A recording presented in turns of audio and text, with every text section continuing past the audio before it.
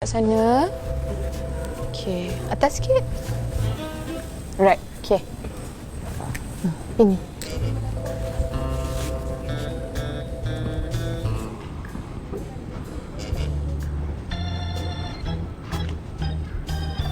Aku tak tahu kenapa bila aku berdentang je mata dengan dia tadi, hati aku ni rasa nak tergolek je tau.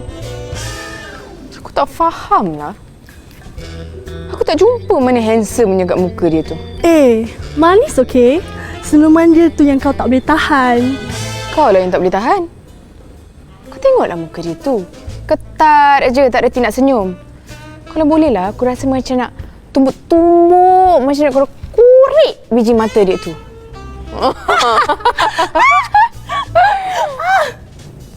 Berpandang pula. Perasan ya?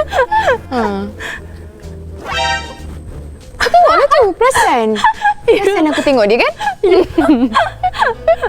Jah. Syah, tolong susun Jah. Jah. Tengok tu. Cinta sudah berputih. Amboi, siap bergurau senda lagi.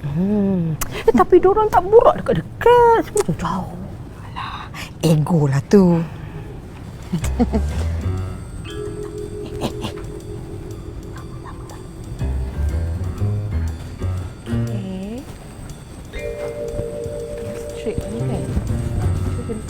Baby! Hey! Sayang. Masih lapar kan? Cuba tukar bawa apa untuk you. Buat apa? Spaghetti avec des fromages, your favorite.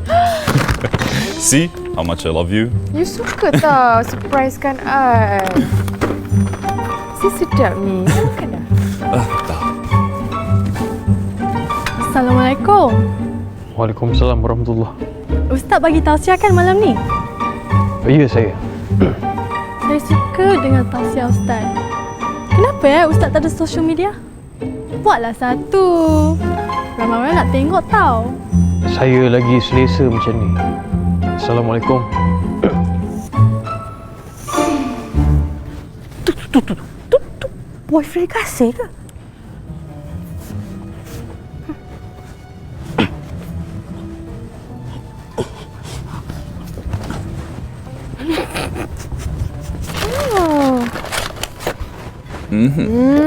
Kasih. Bawa sedap kan?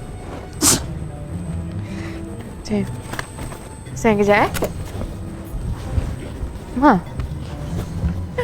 Tak tu malu ke? Kenapa? Kenapa? Siapa suruh dia datang sini? Dengan pakai seluar pendek. Ini majlis agama, bukannya konsert hip hop. Lah tak apalah Ma. Event belum start lagi. Kita tengah set up kan? Tapi orang yang datang sini orang yang ada agama, ada adab. Kau suruh dia balik. Suruh dia balik.